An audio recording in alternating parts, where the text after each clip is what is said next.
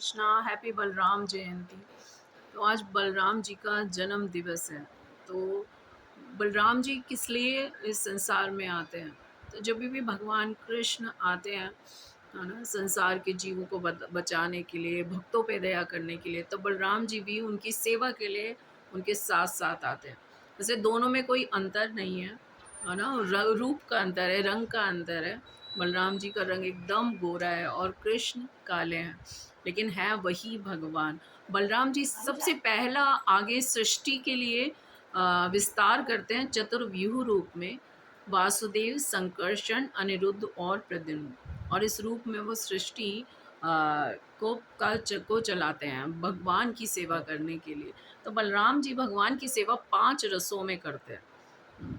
जब भगवान राम के रूप में आते हैं तो बलराम जी लक्ष्मण जी के रूप में आते हैं, और जब भगवान चैतन्य महाप्रभु आते हैं तो नित्यानंद प्रभु के रूप में आते हैं। तो बलराम जी की दया कृपा के बिना हमको कृष्ण कृपा नहीं प्राप्त हो सकती।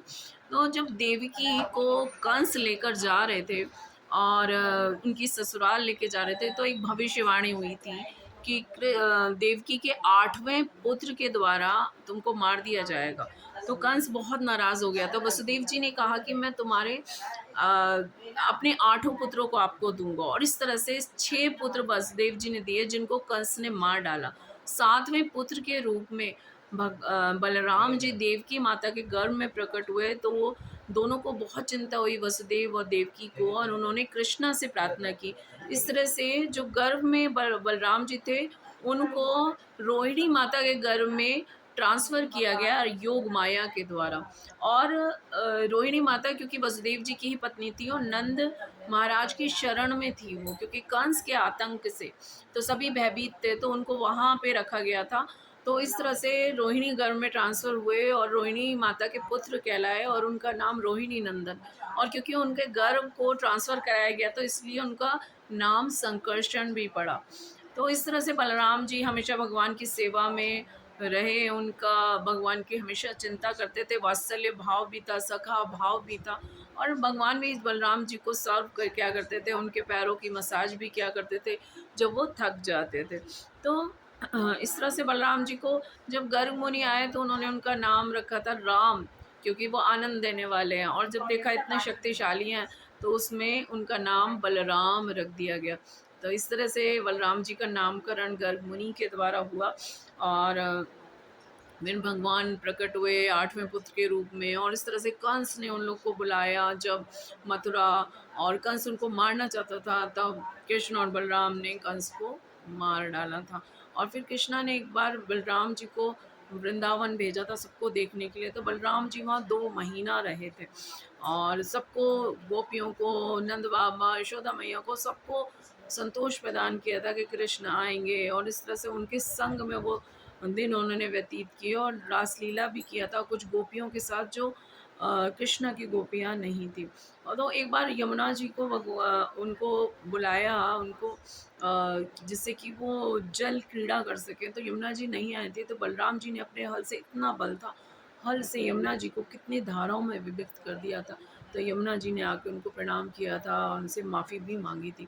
तो महाभारत के समय में बलराम जी नहीं थे, क्योंकि भीम और दुर्योधन दोनों ही उनके शिष्य थे। तो इसलिए वो किसी का भी पक्ष नहीं लेना चाहते थे, तो वो तीर्थ यात्राओं पर निकल गए थे बलराम जी। और बलराम जी ने धेनुकासुर, स्पेशली धेनुकासुर का वध किया, जो गदर्भ के रूप में आया था। और एक जब वो गेम खेल रहे थे, तो एक राक्षस आया था प्रलम्बासुर, तो जिसने बलराम जी को किडनैप किया था, उसका भी वध बलराम जी ने बड़े आसानी से कर दिया था।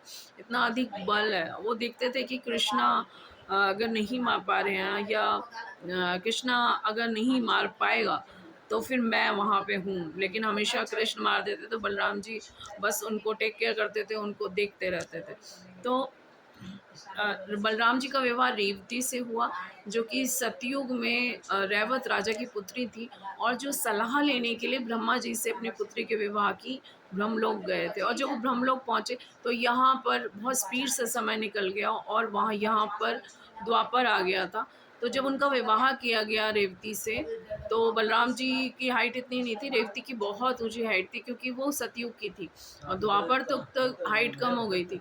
तो बलराम जी ने अपने हल से खींचा उनके कंधे को, उनकी हाइट उनके बराबर ही उनसे थोड़ा छोटी हो गई थी। इस तरह से रेवती से बलराम जी ने विवाह किया था। और जब कलयुग का आरंभ होने वाला था और द्वापर एंड हो रहा था, तो नैमिषारण्य में बहुत सारे ऋषि एकत्र हुए थे और वहाँ पे बलराम जी भी गए थे। और जो रोमहर्षण थे उन्होंने बलराम जी का स्वागत नहीं किया था, जिनको नेता बनाया गया था, नेतृत्व दिया गया था उस यज्ञ के लिए। तो वहाँ पर सूत गोस्वामी थे, बलराम जी ने उनको नेतृत्व दिया और रोमहर्षण को एक घास के तिनके से ही मार डाला था बलराम जी। तो इस तरह से बलराम जी बल है, भगवान ही है वो सेवक भगवान है और कृष्णा सेवक भगवान है। तो हमेशा भगवान बलराम जी से प्रार्थना करनी चाहिए, जैसे उनका सेवा का भाव है वैसा सेवा का भाव भी हमें भी मिले और हम भी भगवान की सेवा कर सकें, उन रस का आस्वादन कर सकें। हरे कृष्ण।